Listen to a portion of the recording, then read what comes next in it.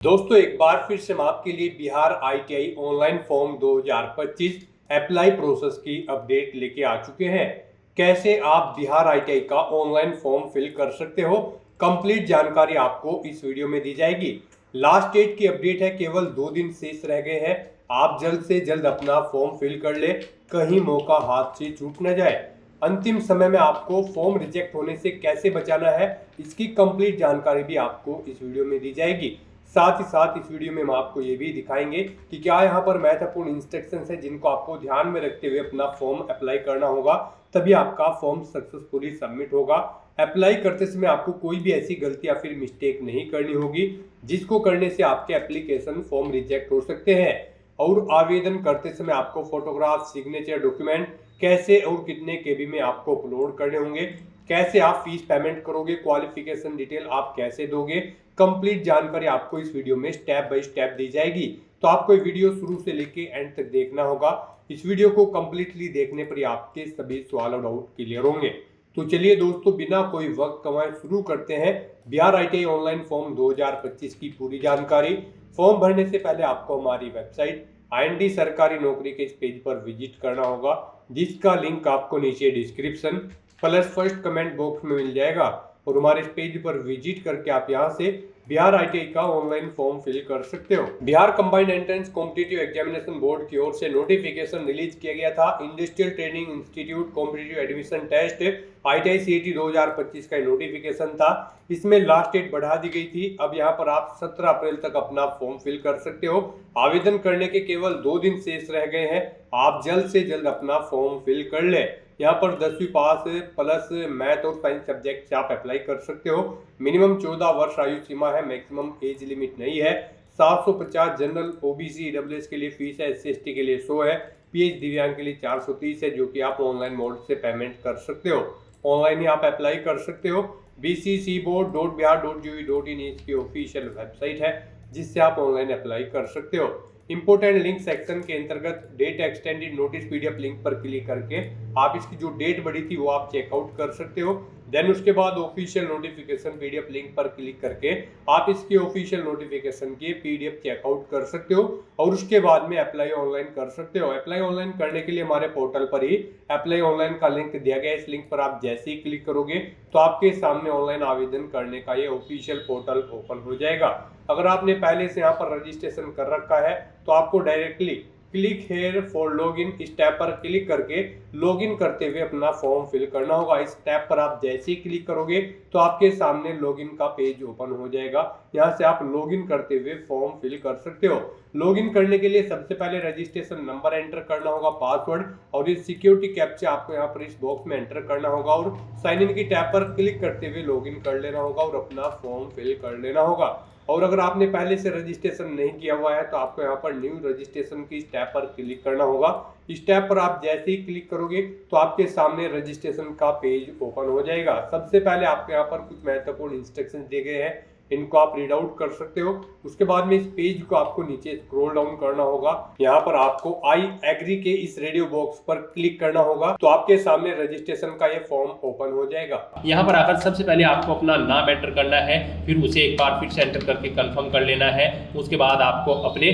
Father का नाम यहाँ पर एंटर करना है, फिर आपको अपनी मदर का नाम यहाँ पर एंटर करना है। उसके बाद यहाँ पर आपको अपनी डेट ऑफ बर्थ सेलेक्ट करनी है, उसे एक बार फिर से सिलेक्ट करके कंफर्म कर लेना है। अपना जेंडर सेलेक्ट करें, उसे एक बार फिर से सिलेक्ट करके कंफर्म कर लें। फिर यहाँ पर आप अपना कोई आइडेंटिटी का टाइप सेलेक्ट करें। यहाँ पर आपको class 10th roll number as printed on admit card, class 10th का रोल नंबर एंटर करना होगा आइडेंटिटी की टाइप में। उसके बाद यहाँ पर आपको अपना रोल नंबर एंटर करना है। फिर यहाँ पर आपको अपना मोबाइल नंबर एंटर करना है, अपनी ईमेल आईडी आपको एंटर करनी है। उसके बाद यहाँ पर आपको अपना पासवर्ड एंटर करना है। पासवर्ड के लिए यहाँ पर आपको गाइडलाइन दी गई है, आपको इस गाइडलाइन को ध्यान में रखते हुए अपना पासवर्ड क्रिएट करना है। आपका पासवर्ड यहाँ पर 8 से 13 कैरेक्टर के बीच में होना चाहिए और ये यहाँ पर अल्फा न्यूमेरिक फॉर्मेट में होना चाहिए। मीन्स आपके पासवर्ड में कम से कम एक अपर केस कैरेक्टर, एक लोअर केस कैरेक्टर, एक इंटीजर नंबर और एक स्पेशल कैरेक्टर जैसे कि @ या फिर डॉलर होना चाहिए। तो इस फॉर्मेट में आपको अपना पासवर्ड यहाँ पर क्रिएट करना है। उसके बाद आपको वही पासवर्ड एक बार फिर से एंटर करके अपना पासवर्ड कंफर्म कर लेना है। फिर यहाँ पर आपको ये कैप्चा कोड एंटर करना है और फिर यहाँ पर आपको सबमिट बटन पर क्लिक कर देना है। उसके बाद आपने जो रजिस्ट्रेशन फॉर्म में डिटेल प्रोवाइड कराई है उसका पूरा प्रीव्यू यहाँ पर आपको शो कर दिया गया है। यहाँ पर सभी डिटेल आप चेकआउट करें, कहीं पर कोई मिस्टेक है तो आप एडिट बटन पर क्लिक करके एडिट कर ले, नहीं तो यहाँ पर अब आपको सबमिट एंड नेक्स्ट ऑप्शन पर क्लिक कर देना है। उसके बाद आपके रजिस्टर्ड मोबाइल नंबर और ईमेल आईडी पर 2 अलग अलग OTP आए होंगे। वो OTP यहाँ पर आपको एंटर करने हैं। ये सिक्योरिटी पिन यहाँ पर एंटर करना है और फिर आपको वेरीफाई एंड सबमिट इस ऑप्शन पर क्लिक कर देना है। यहाँ पर आपका रजिस्ट्रेशन सक्सेसफुली कंप्लीट हो चुका है। आपको एक रजिस्ट्रेशन नंबर प्रोवाइड कर दिया गया है। ये रजिस्ट्रेशन नंबर आपके रजिस्टर्ड मोबाइल नंबर और ईमेल आईडी पर भी सबमिट कर दी गई है। आपको इन्हें केयरफुली नोट डाउन करके रख लेना है फ्यूचर यूज के लिए। और यहाँ पर अब आपको अपना फॉर्म अप्लाई करना है। उसके लिए यहाँ पर आपको कुछ स्टेप्स कंप्लीट करने हैं। रजिस्ट्रेशन का स्टेप आपका कंप्लीट हो चुका है। अब आपको अपनी पर्सनल इन्फॉर्मेशन देनी है, फिर आपको अपनी कॉन्टैक्ट डिटेल, उसके बाद आपको अपनी एजुकेशन की डिटेल, फिर आपको अपना फोटो और सिग्नेचर अपलोड करने हैं और फॉर्म को फाइनली सबमिट कर देना है और फाइनली आपको यहाँ पर अपना फीस पेमेंट करना है। तो इन स्टेप्स को अब आपको कंप्लीट करना है। उसके लिए यहाँ पर अब आपको पर्सनल इन्फॉर्मेशन की स्टेप पर क्लिक कर देना है। उसके बाद आपके सामने कुछ इस तरह से इंटरफेस ओपन होगा। यहाँ पर आकर आप अपना जेंडर सेलेक्ट करें। फिर यहाँ पर आपसे पूछा गया कि क्या आप बिहार के स्थायी निवासी हैं, अगर हैं तो यस करें और नहीं है तो यहाँ पर आप नो ऑप्शन सेलेक्ट कर लें। उसके बाद यहाँ पर आपसे पूछा गया है अपनी आवासीय योग्यता का चयन करें। यहाँ पर आपके माता पिता या पत्नी बिहार के स्थायी मूल निवासी है या फिर नहीं, आप ऑप्शन सेलेक्ट करें। फिर आपको यहाँ पर अपनी कैटेगरी सिलेक्ट कर लेनी है। उसके बाद यहाँ पर आपको अपनी कैटेगरी एक बार फिर से सिलेक्ट करके उसे कंफर्म कर लेना है। उसके बाद आपसे पूछा गया कि क्या आप एक DQ अभ्यर्थी हैं, तो क्या आप विकलांग कोटा सीट के लिए दावा करते हैं, अगर करते हैं तो यस करें और फिर यहाँ पर अपनी विकलांगता का प्रतिशत दर्ज करें, नहीं है तो आप नो ऑप्शन सेलेक्ट करें। फिर आपसे पूछा गया क्या आप सर्विस मेंस कोटा के लिए दावा करते हैं, अगर करते हैं तो यस करें और फिर यहाँ पर आप अपने भूतपूर्व सैनिक सेवानिवृत्त सेवारत सैन्य कर्मों के पुत्र अविवाहित पुत्री हैं तो यहाँ पर आपको यस या नो ऑप्शन सेलेक्ट करना होगा और नहीं है तो आपको नो ऑप्शन सेलेक्ट करना होगा। उसके बाद यहाँ पर आपको ITI डिस्ट्रिक्ट यहाँ पर सेलेक्ट कर लेने हैं। किन डिस्ट्रिक्ट में आप अपनी ITI करना चाहते हैं यहाँ पर आपको प्रेफरेंस दिया गया है। आप अपनी चॉइस के अकॉर्डिंग यहाँ पर उस जिले का चयन करें जिसके लिए आवासीय प्रमाण पत्र प्राप्त किया है।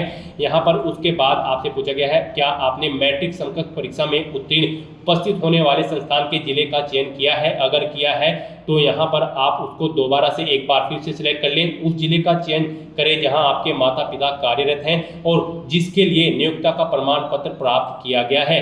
तो यहाँ पर उसके बाद आपको पूछा गया है उस जिले का चयन करें जिसमें आपकी पसंद की ITI स्थित है, यानी कि आपको अपनी चॉइस के अकॉर्डिंग जिला सेलेक्ट कर लेना है। फिर आपको यहाँ पर बताना है आपकी बॉडी पर कहीं कोई कट या तिल का निशान है तो उस पैलेस का नाम एंटर करें, नहीं है तो आप यहाँ पर नो मार्क एंटर कर दें। और उसके बाद गाइस यहाँ पर आपको सेव एंड कंटिन्यू के इस ऑप्शन पर क्लिक कर देना है। उसके बाद यहाँ पर आपको यस करना है। फिर आपके सामने यहाँ पर कुछ इस तरह से इंटरफेस ओपन होगा। यहाँ पर आप अपना कोरोस्पोंडेंस एड्रेस एंटर करें, फिर अपना परमानेंट एड्रेस एंटर कर दें और अगर आपका परमानेंट एड्रेस आपके कोरोस्पोंडेंस एड्रेस के अकॉर्डिंग सेम है तो आप इस चेकबॉक्स को ओके कर दें। ऑटोमेटिकली आपका परमानेंट एड्रेस आपके कोरोस्पोंडेंस एड्रेस के अकॉर्डिंग फिल हो जाएगा।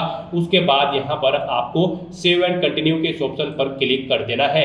नेक्स्ट यहाँ पर आपको अपनी एजुकेशनल क्वालिफिकेशन की डिटेल देनी है। गाइस यहाँ पर ITI के इस एग्जाम में पार्टिसिपेट करने के लिए आपका 10वीं क्लास पास आउट होना जरूरी है विद मैथ या फिर साइंस सब्जेक्ट के साथ, या फिर 10वीं में अपियर कैंडिडेट भी एलिजिबल हैं, अप्लाई कर सकते हैं। तो यहाँ पर आपको अपना पासिंग स्टेटस बताना है, आप अपियरिंग हो या फिर पास आउट हो।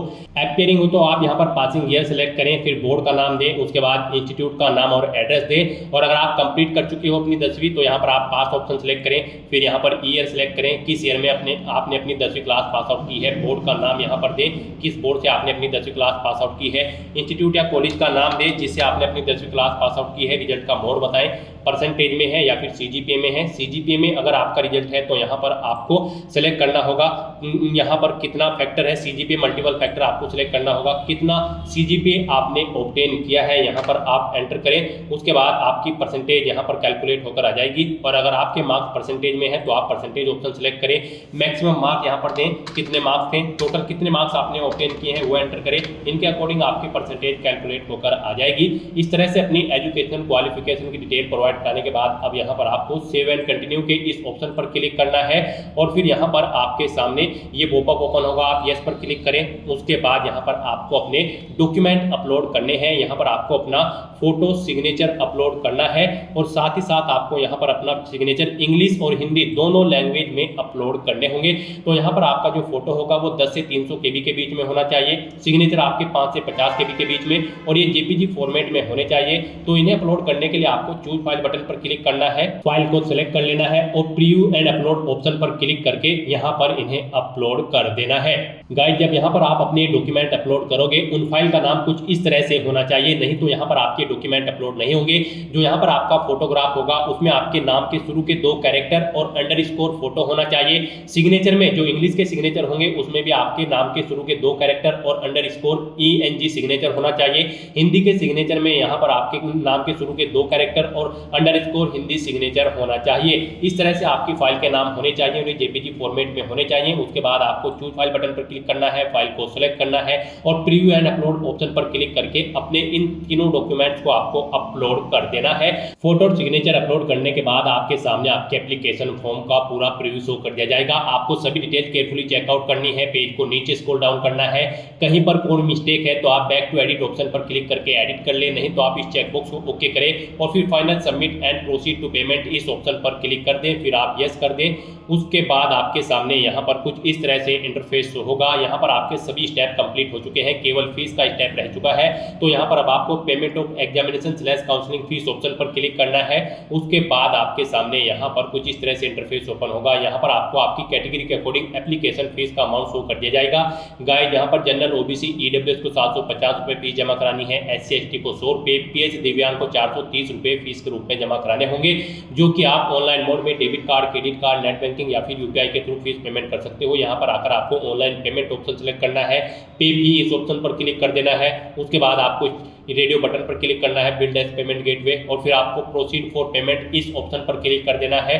उसके बाद आपके सामने फीस पेमेंट का इंटरफेस ओपन हो जाएगा। आप debit card, credit card, net banking, UPI, wallet, QR code के थ्रू फीस पेमेंट कर सकते हो। UPI ऑप्शन आपके लिए बेस्ट रहेगा। आप यहाँ पर UPI के ऑप्शन पर क्लिक करें, अपनी UPI ID एंटर करें और फिर मेक पेमेंट ऑप्शन पर क्लिक करके अपना फीस पेमेंट कर दे, या फिर आप शो क्यू कोड इस ऑप्शन पर क्लिक करें, इस बार कोड को यहाँ पर आप स्कैन करें और अपना फीस पेमेंट कर दे। सक्सेसफुली फीस पेमेंट करने के बाद आपको आपके डैशबोर्ड में ड्रैग कर दिया जाएगा। वहाँ से आप अपने एप्लीकेशन फॉर्म का स्टेटस चेकआउट कर लें और उसका एक हार्ड कॉपी प्रिंट आउट ले लें फ्यूचर यूज के लिए, फ्यूचर रेफरेंस के लिए। तो दोस्तों, ऐसे आप बिहार ITI संयुक्त प्रवेश प्रतियोगिता परीक्षा 2025 में पार्टिसिपेट करने के लिए अपना फॉर्म अप्लाई कर सकते हो बिना कोई मिस्टेक किए हुए। आज की इस वीडियो में बस इतना ही।